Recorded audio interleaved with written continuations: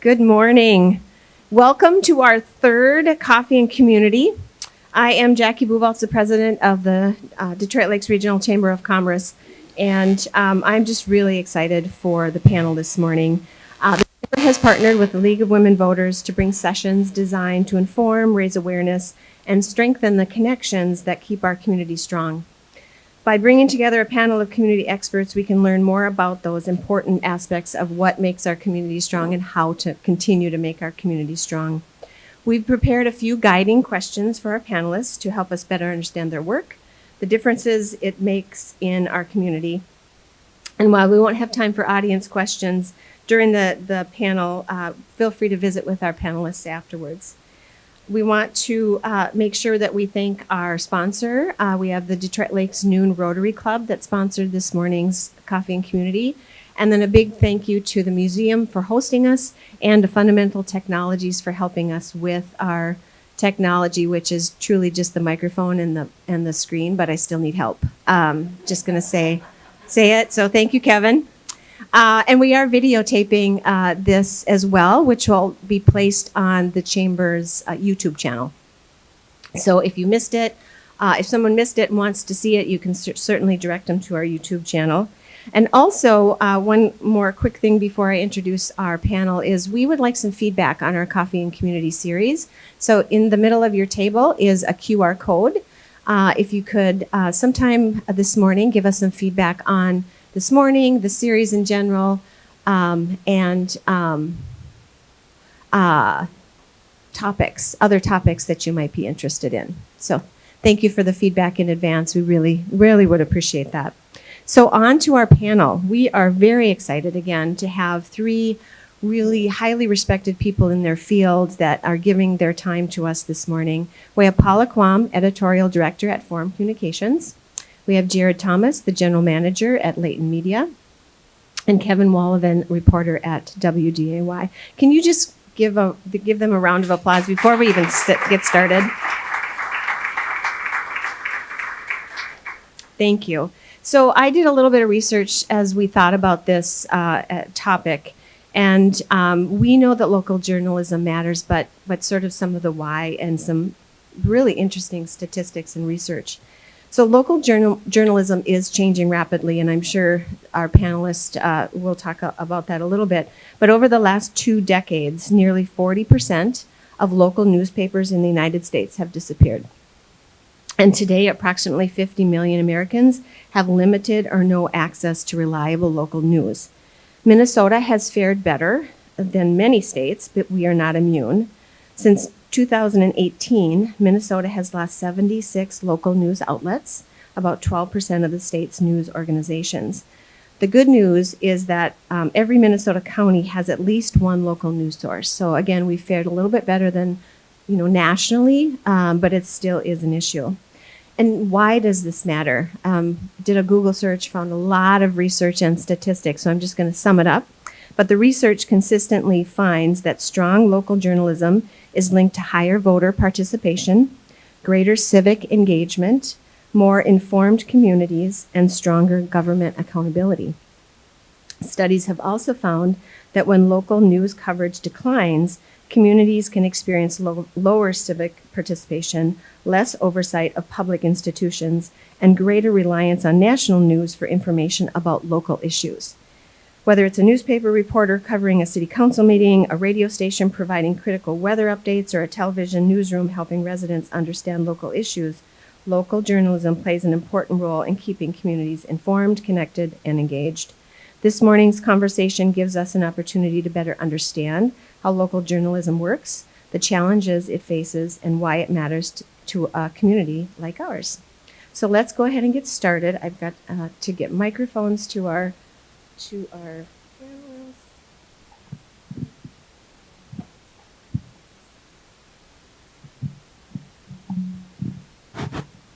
Check.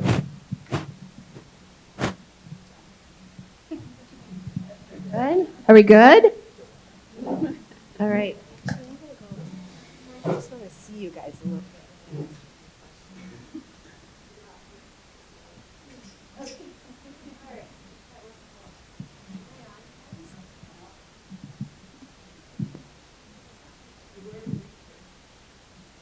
Check. Check.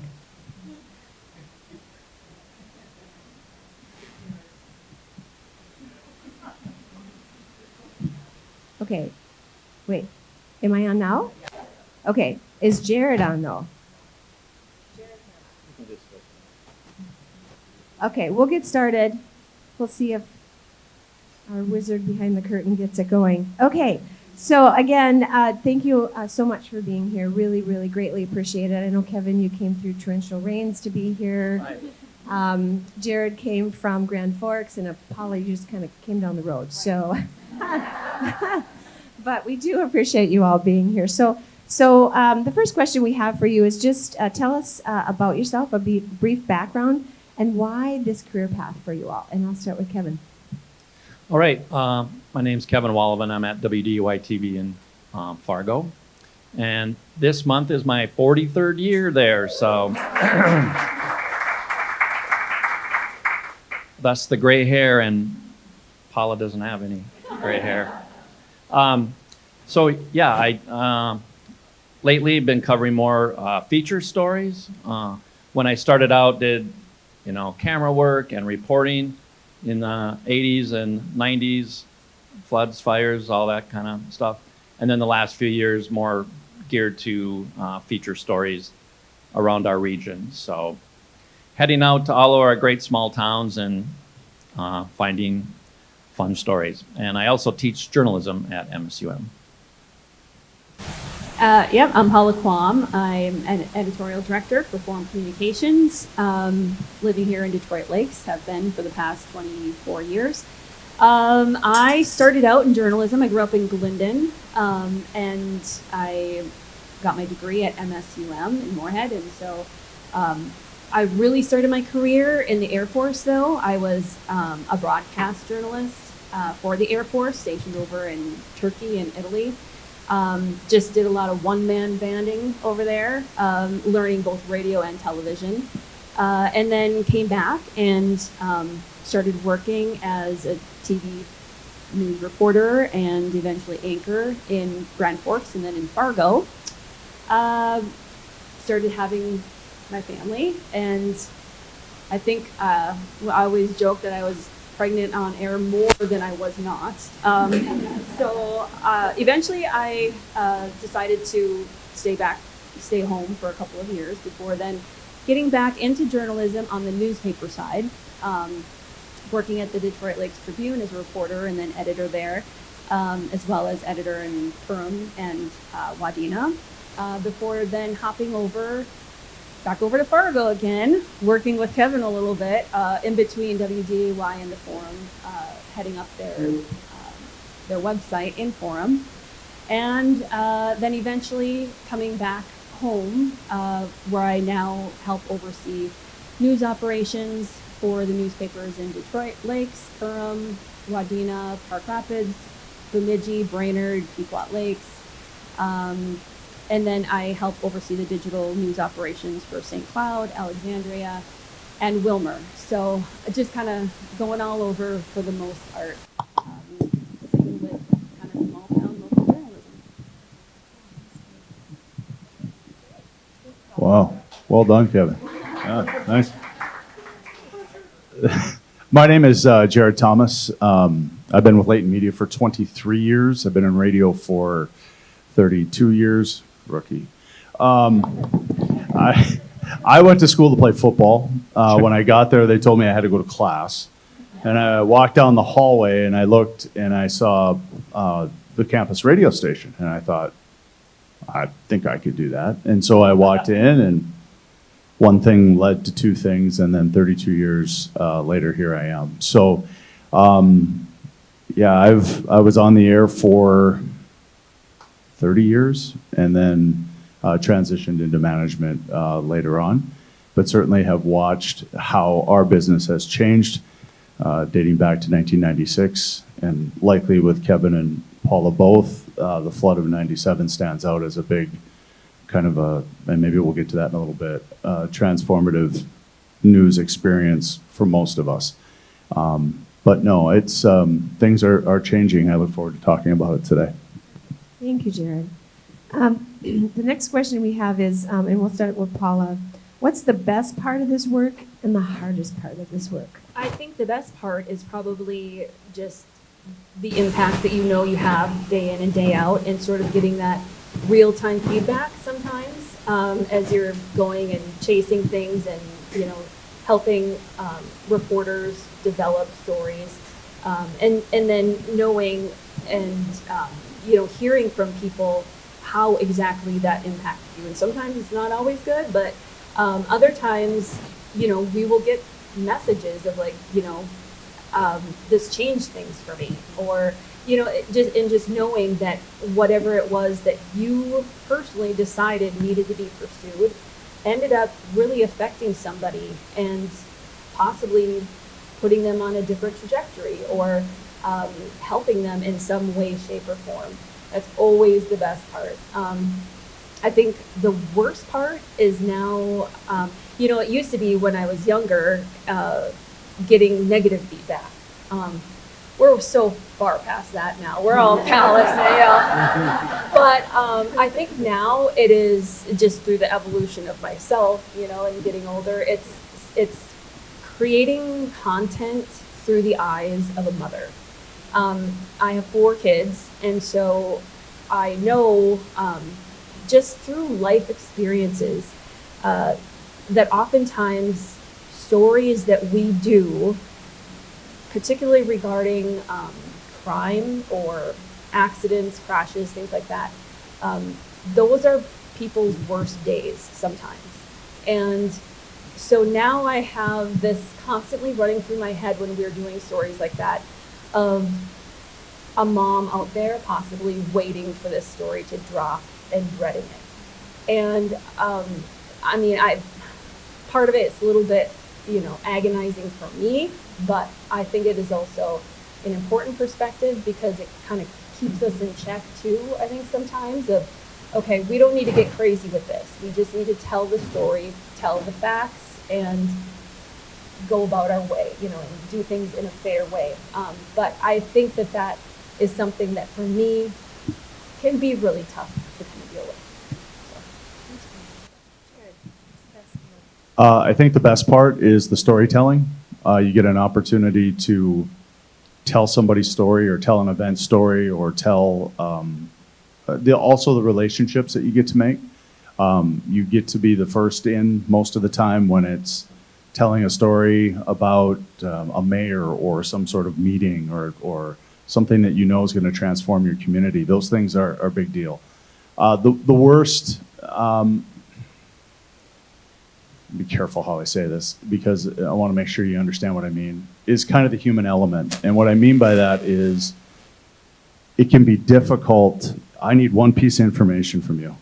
I just need one piece. And you're either going to be coy or you're going to hold it back, and it affects my story. So I want to make sure that I get it right. I want to make sure that I'm telling everything correctly. And then I want to make sure that it's told with clarity so that you can completely understand what it is that I mean. I think that's good detail is something that is present with a good storyteller. So for me, that's really the part of it that can be hard. Paula touched on it too. I mean, I've been doing this for 32 years, and internet trolls and things are not gonna, I mean, they think they're making, you know, we can talk about the internet later too, I suppose, but things have certainly changed. But no, for me, those are the best and the worst parts. So for me, the best part is every day is unbelievably different every single day, because sometimes on newspaper they can work on a story for weeks, like an investigative piece. Typically the stories I do, whether it's driving to Osage or Jamestown, I have to turn that for 6 o'clock every single day. So my calendar is pretty like set unless there's breaking news, then things change. But so like yesterday, we spent 5 hours in Enderlin interviewing the survivors of the tornado from 1 year ago. So we're doing a special here in a few days. And, you know, hearing for really the first time from some of these families, I wasn't aware of this, that there was actually 2 tornadoes that moved through Enderlin and hearing the families talk about, grabbing a blanket, sheltering their 3 kids in the basement, the chimney caved in, so they had to move to another corner of the basement, and lumber came down. I mean, so really compelling stories. So hearing stories like that are so interesting. And think about it, you get to meet every week at least 12, 15 new people who sometimes become long-term friends. So it's just it's a great job that way. When I'm done here, I'm going back to Fargo. I'm interviewing some lady. She's 90, I'm not sure, but she remembers the bombing when she lived in London during World War II. She later married a U.S. soldier, moved here to the States. And I'm working on another story. I can't say where because I don't want the newspaper to get it. But because most of my stories come from phone calls and emails, honestly. And someone called and said, hey, they're putting on The Sound of Music in town X. And the little girl playing the role of Marta, her grandma played Marta in the movie, in the Sound of Music movie. So we're going up to do that story in that yet-to-be-determined town. So that's what's fun about the job is, what's not fun is, well, for us, deadlines, and then especially in the last few years with the atmosphere out there, we get so many calls from viewers that are just very angry, and we get them every day. Everything from a lady, she calls once a week, she's mad because the meteorologist stands in front of her town on the weather map,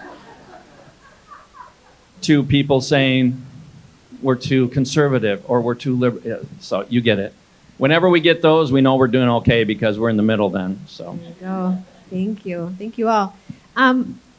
We'll start with Jared. So, big question. Why is local journalism still essential to a healthy community, especially in the smaller or regional markets like ours? Well, I mean, without it, where do you go for news? Bit of a trick question, right? So you can go online and you can find news, but the people sitting to my right are trained journalists that live and work in the same communities that you do, that drive the streets that you do, that pay taxes in the same place that you do, that want to make sure that the stories that they're telling about the place that they live are accurate and spot on and are there for you to consume. You don't get that from, I'll just say others, right? So it's important because you have to, I think there's a trust there. There's a trust that's earned there. There's, it's so important that you support, pay the $2.99 or $5.99 or whatever it is to support your local journalism, because it means they continue to come to meetings like this, or they continue to go to city council meetings, or they are able to get out and support and give you the stories that you need that impact your life every day. And I think you touched on it earlier, Jackie, when we talked a little bit about severe weather in the radio business, right? Where do you go for severe weather? I bet, just looking at the age of the room, you go to one of two places. You go to the radio or you go to TV, right? And those two things are live tissue. Those things can happen in real time. So when you want to know, you go to your radio or you go to your television to get the latest and greatest, and the newspaper covers it the next day, right? So it's vital. Try to imagine your community without it. It would be less than. Yeah, a couple great examples. One is yesterday, we had pretty severe weather in northern North Dakota. And all of a sudden and we get weather pictures all the time, which is great. Hail, you name it, little Johnny holding a baseball size hail or whatever. Well, we started seeing tornado pictures from up by Belcourt.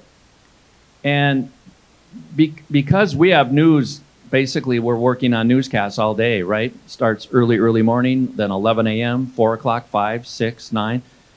About 3 o'clock, we started getting these pictures from Belcourt of a pretty good-sized tornado. And it started appearing in our show, like in our 4 o'clock show. We're going to talk about tornadoes by Belcourt. This is from a viewer. Our meteorologist came up and said, we vetted that photo. We contacted National Weather. It's AI. So, good example of what you're going to be dealing with as viewers and listeners and readers.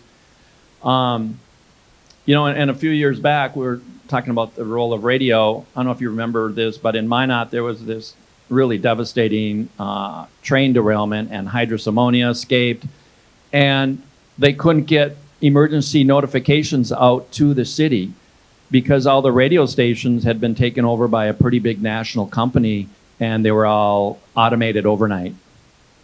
There was no way to, like, how do we tell people to, you know, get in their house or find shelter or whatever. So, yeah, whether it's a data center, that's all you have to do is go online and see the coverage of data center controversies to know the role of community journalism.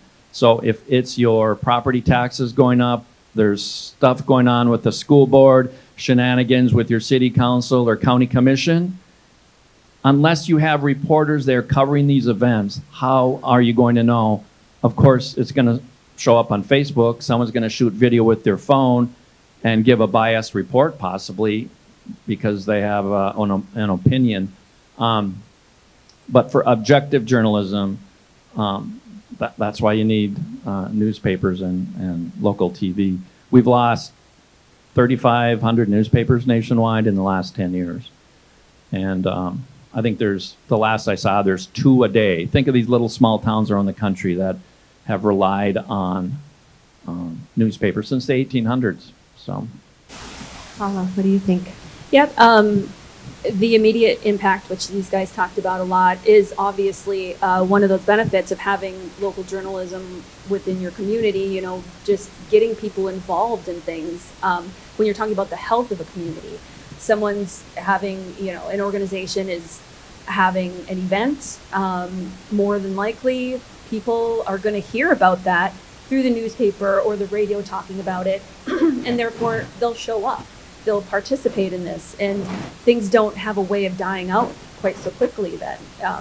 And there are some great things that happen within the community that kind of rely on that, on getting the word out so that people actually care enough to come in and be a part of it. But I think for me, then going a step further is thinking about the impact of things down the road.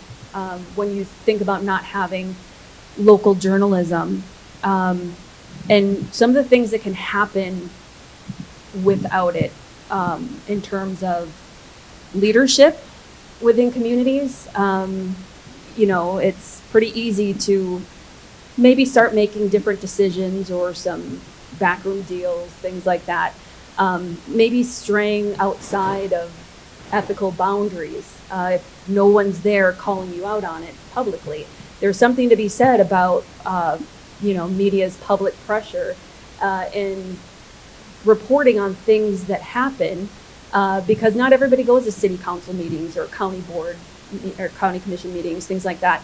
And so to have these stories come across people's, you know, feeds, or, you know, to open up the newspaper or listen to the radio and they actually hear about what's going on, it isn't necessarily that we have that power, it's that people put that information that they now have into their own hands, and they take the power and they hold local leadership accountable, whether it be by calling or writing or not voting them in next time. And so it's really just, you know, us prompting change in the community, giving that power to people when they otherwise wouldn't necessarily have it, because they're not out there actively, you know, seeking it at the meetings themselves. But they sure would care if they knew about it. Yeah, and as you have kind of alluded to, it, the local journalism is unbiased. It's factual. It's not someone that's putting the information out there with an agenda or a slant or untruth, which we see that from time to time as well. Kevin, how does WDOI determine what's newsworthy on any given day, and what factors most influence whether that makes it to, for you it's broadcast, for others it's online or print or? So we have an editorial meeting every morning at around 9:30, and we sit around just like this. And a lot of people think we have just huge, giant newsrooms. Some days it's 4 of us, and we're pitching story ideas. Like, I drove by such and such a street, and there's so many potholes that the cars are breaking down and the tires are blowing up. Let's do a story about potholes. So that's a pitch. Or a reporter noticed something or heard something, and these are not for sure we're going to do them. We're going to check them out, and if it's legitimate and someone wants to talk about it, then we vote. We actually have like a little mini election every morning. I like story B. I like story D. Who can check that out? And then we assign reporters. Do a story on the potholes, and then at 2:00 there's a ribbon cutting at a nonprofit. Can you go to that? And then we just kind of go down the line. And so we base it on how does it affect people. So gas prices, right? I think we've done, a million stories on gas prices, but people talk about them, and food prices, people talk about them. So we're going to do stories that impact you, your pocketbook. When it's hot weather, you're going to see the pet story, don't leave your dog or baby or whatever in the car. So it's people-driven stories. Now, we also cover if someone got arrested for a heinous crime, or someone was sentenced on an ongoing story that you maybe have been following. So that's kind of how we stack the show. But again, you got 4 or 5 people producing news for about 5 different shows. There's producers that help, 2 or 3 people that help, write news too. But that's a lot of, and some of these news shows are an hour long. So you're really trying to put a lot of content in these news shows. At the same time, you're trying to be, make it right. You got to be accurate. So. Paula. I would say you just kind of ask the question, like, who cares? It's all about, how it impacts people. But then also sometimes it's all about entertainment too. There are some really great stories out there just about community members, features that maybe, it doesn't directly impact anybody, but it sure is a good story. Like, it makes you go, what? Oh, that's great. That's awesome. Kevin has 1,000 really examples of that, where they're just really good, compelling stories. And it doesn't even matter if you're in that community or not either. It's just like, wow, dang, from this secret city, wherever, where this little girl's performing, you don't even need to be there. It's just great. I bet we could find it, Paula. We're on it. I know where you live.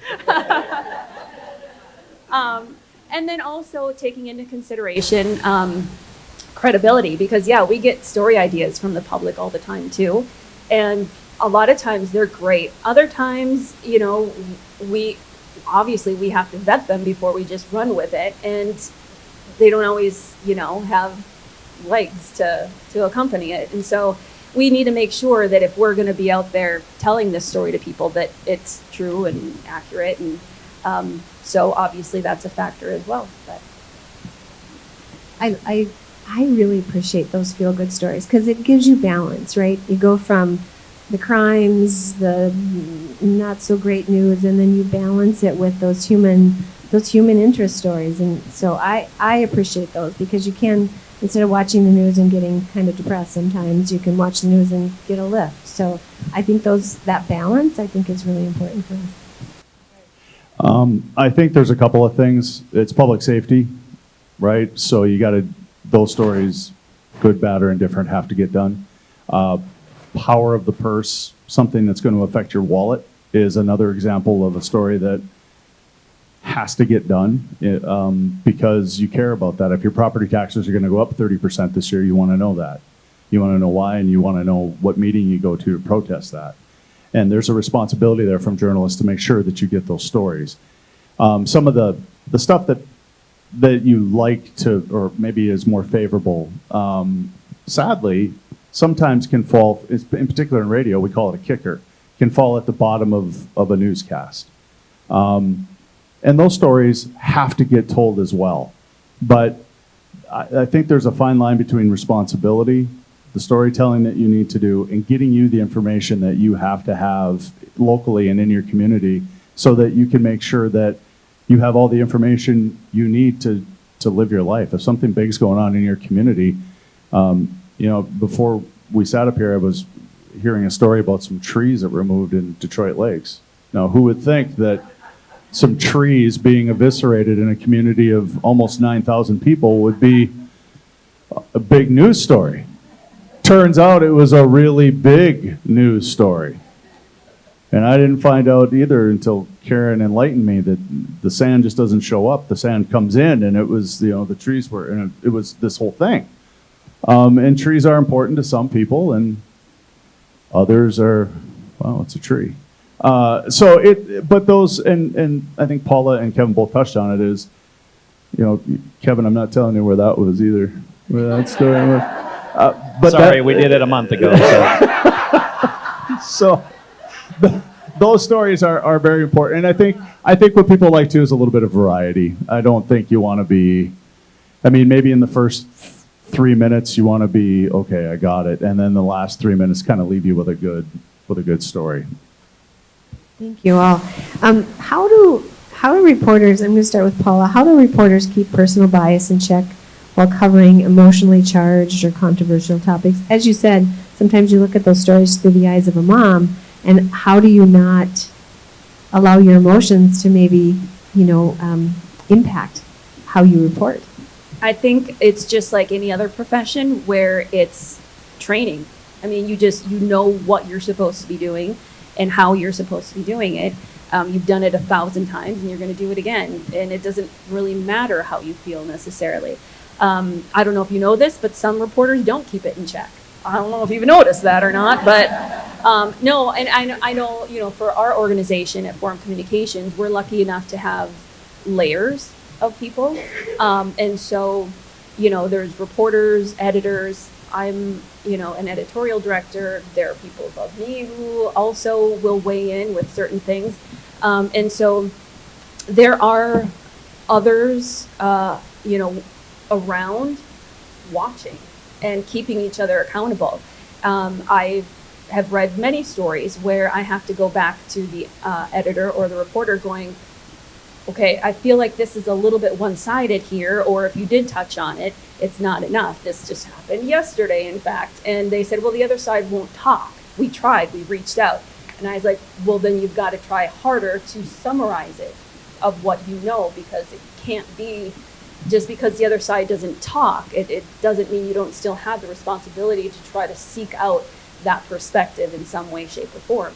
And so, and that's not just me. There are others within our company and within our career field who we're doing that all the time. If you think we can be hard in asking the public questions, you should see us with each other sometimes. We're like, where's this? What's going on with that? And then you do get to know your people and how they might think or lean. And so therefore you know to watch out for those sorts of things as well. For radio, Jared. How many of you are old enough to remember Walter Cronkite? Right? So Walter Cronkite, way back 1,000 years ago, it was interesting because I watched a little documentary on him, was very left-leaning back then, whatever left-leaning was back then, right? And I think it's really hard to walk the line. Even with Walter Cronkite, who is revered as one of the best, if not the best to ever do it.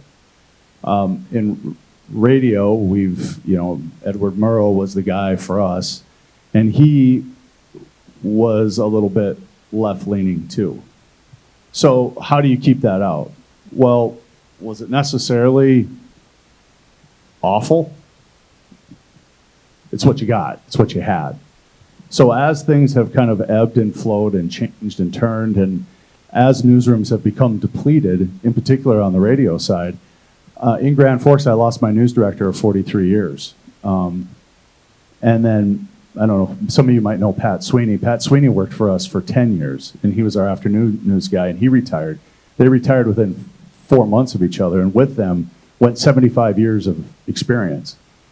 And what I'm finding with new people that want to get into this field, I'm a little bit encouraged that the University of North Dakota has started or restarted, depending on your point of view, their journalism program. And we're starting to see, we're getting through the first batch, if you will, of those. They come out very technically sound. They know where to put a comma, and they know how to, use a word, and that's good. But they want to, like so many do, they want to change the world. That's not really the job. The job is to just report the facts. Can I just get that? Can I just get what happened at the city council meeting? Just tell me what happened. I'll decide. There was a news network that tried to, we report, you decide. It didn't quite work quite that way. So I think it's hard. It's getting more difficult. Everybody's got an opinion. Everybody's got a cause. Finding people that just want to tell you what happened at the meeting, or just want to tell the story about the 90-year-old woman that Kevin's going to visit with. Those people are leaving our business.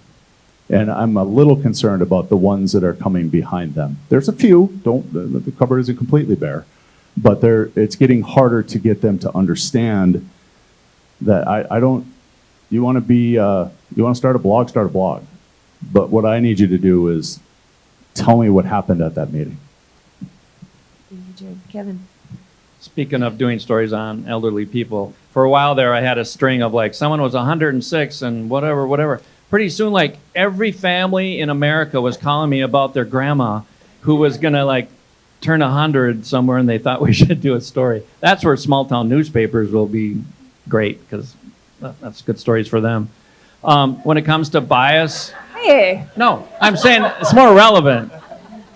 When it comes to just objectivity, I just don't even give it really a thought. It's just so ingrained. You have to balance this story.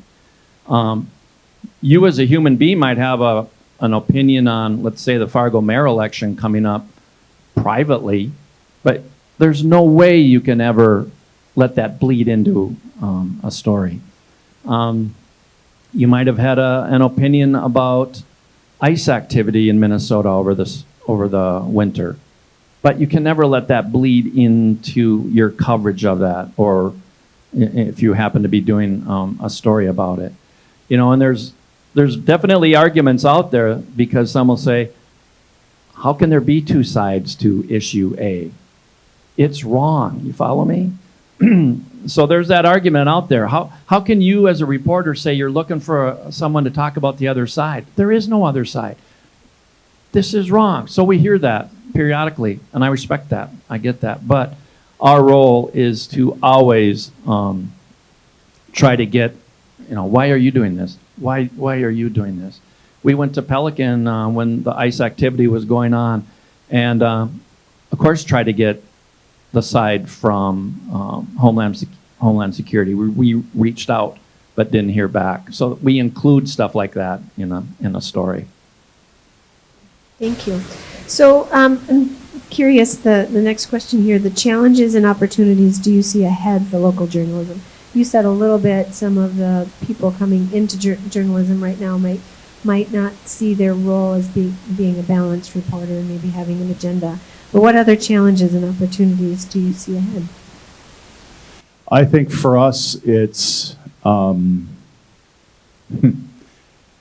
radio isn't dying, it's changing. And with change comes, the people that listen to radio are going to be somewhat of the last to kind of know. And that, I don't mean to talk in riddles and whatever, but I think finding people that want to just give us news, that want to just tell the stories, that want to just show up every day is going to be, all of it as we move into the future. Finding people, and I think too, I have a 23-year-old daughter, and what's interesting when I visit with her about news is that she tells me that she goes to Facebook, she goes to X or Twitter, it just breaks my heart, and then she goes to Instagram. And I tell her all the time, I pay for your phone, I can not pay for your phone too. But then I ask her things like, well, so do you trust those news sources? And the response to me is interesting. Now, she grew up in my house, so this could be part of it.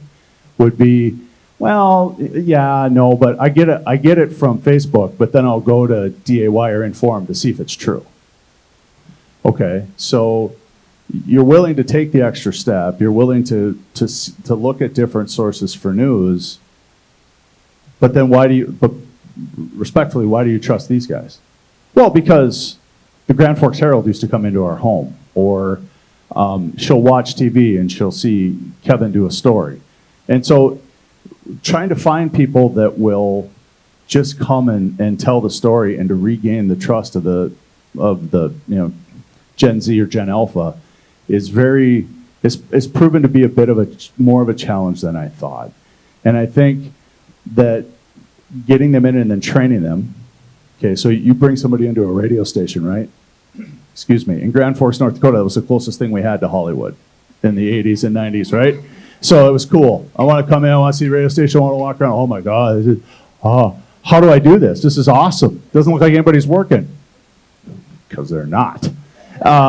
So how do I get to do this? This is amazing, this is great. And it's not the case anymore. So how do you sell them on, this is a good career, there's value in doing this, there's incredible value in communities like this one, or Grand Forks or Fargo, anywhere in between. We need people to want to tell stories, and we need people that want to do the work, and we need people that want to build a career. It's rewarding in other ways, not always financial, but it's rewarding in other ways. And you can build a pretty good life in doing it. Kevin, what challenges and opportunities do you see for local journalism? Yeah, I have a interesting perspective because I teach at MSUM, and last spring is the first time in 25 years I didn't teach a spring reporting class. Guess why? No one's interested. And, that might change next year, next fall. I'm teaching TV documentary class. But so my point is there's just fewer kids interested in it. If I asked, in the last couple of years, my students, I ask, how many of you actually have a TV in your dorm room or apartment? None of them. Everything is on the phone. So no one is like watching the news like you did or your parents or grandparents. And I had one student say, well, I want to go into journalism, but I want to be an activist journalist. I want to cover specific stuff. And that's fine. But you don't have a role then in media. You have a role, and we saw a lot of that, right, with ICE last winter, a lot of activist journalists who were, maybe they're working for a nonprofit, maybe they're on their own. So it's murky. The journalism world is murky. And so the goal is to continue to train young people to become trained journalists.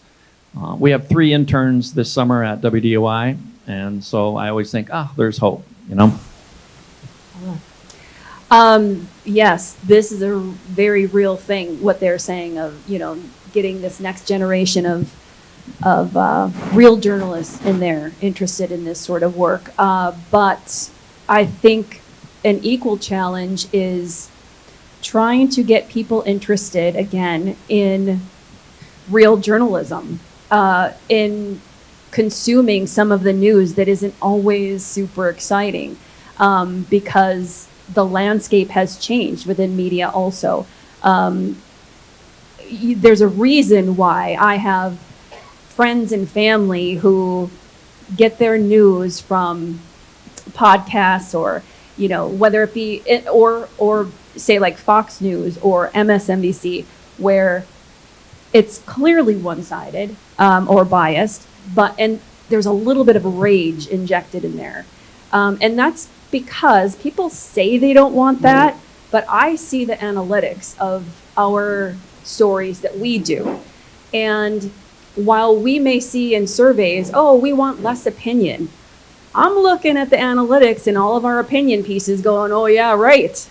You know, people actually do like that. And we are able to find a balance because we only allow a certain amount of opinion, columnists, and things like that.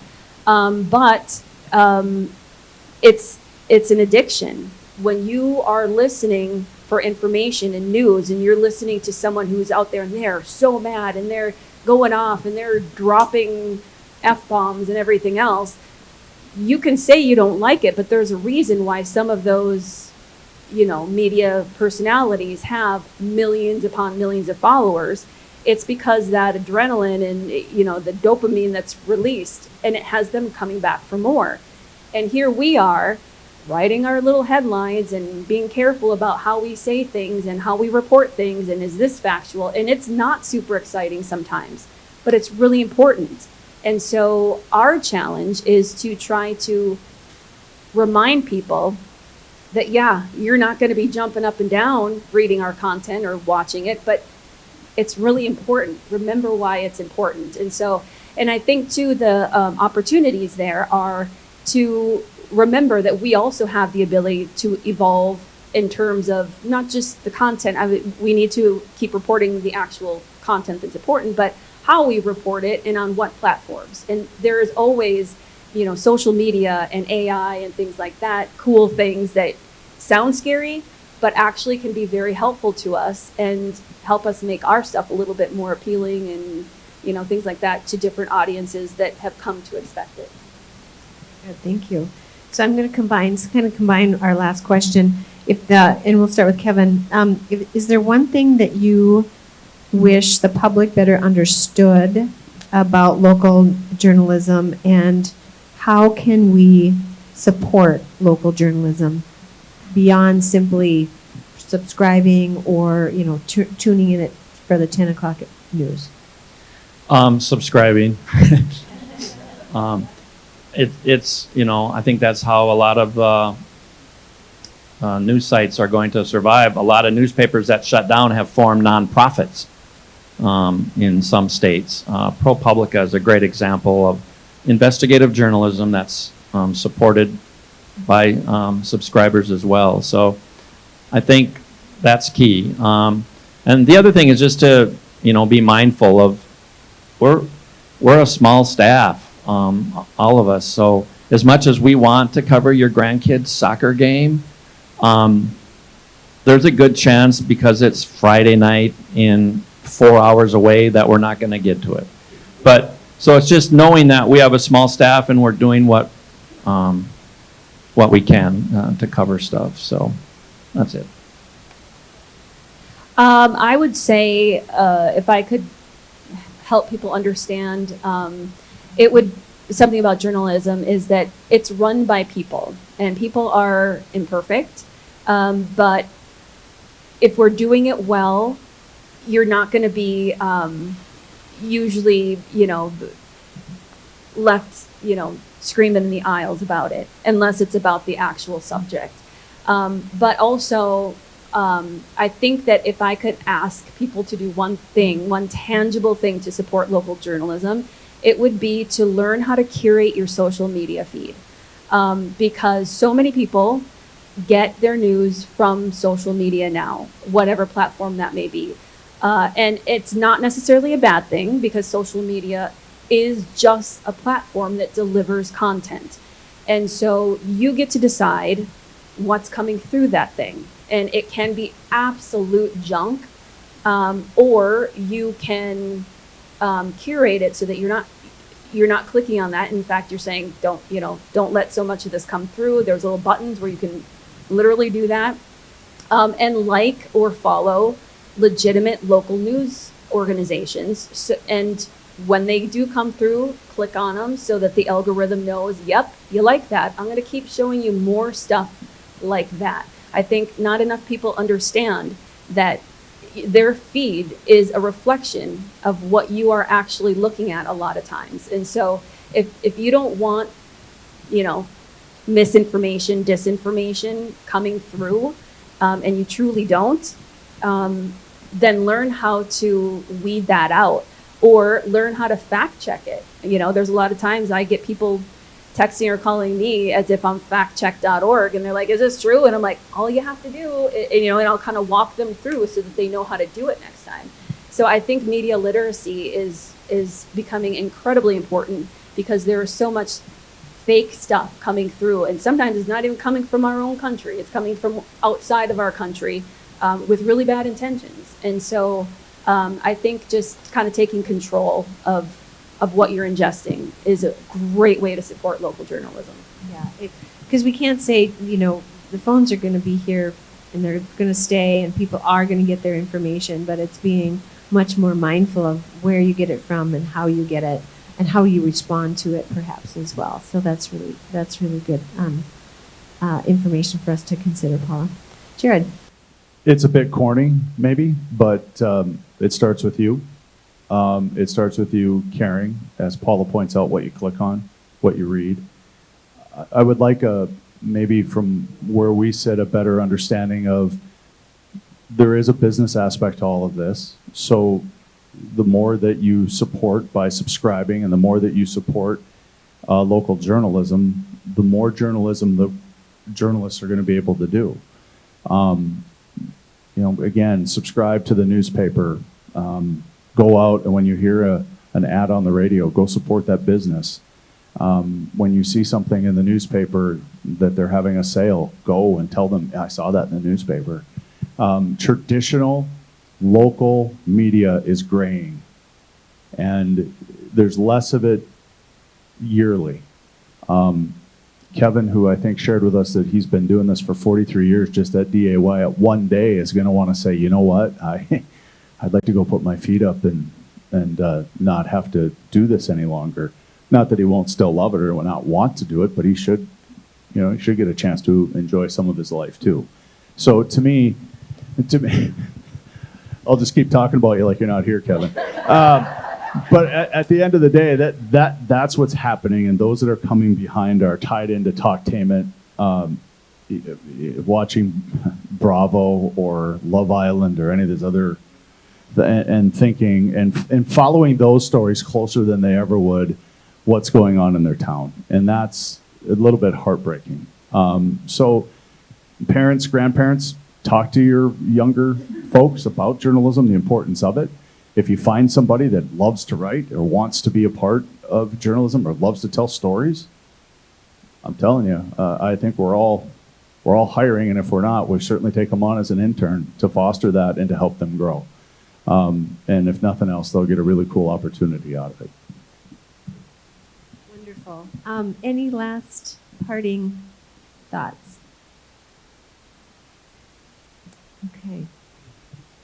All right. Well, again, thank you all for being here, giving up your morning to be with us. I think we have a little bit better understanding of the challenges of local journalism and what we need to do to make sure that we support it, what to do to make sure that we are getting the right information through the right channels, and again, really appreciate you all being here. I want to thank our sponsor, the Noon Rotary Club. Thank you to League of Women Voters for being a great partner in being able to do our Coffee and Community series. Also a reminder on your tables, that QR code, give us some feedback on Coffee and Community. And we have another one coming up, October 7th. October 7th, thank you. My team is holding up fingers in the back. I'm just trying to count. October 7th. This next Coffee and Community, October 7th, here at the museum, is going to be on the unhoused, the homelessness population, and what we need to know and understand about that, and what we need to do as a community to support that, and why it's important for us as a community to understand it. So that's our next Coffee and Community. Thank you. Please help me thank our panel today.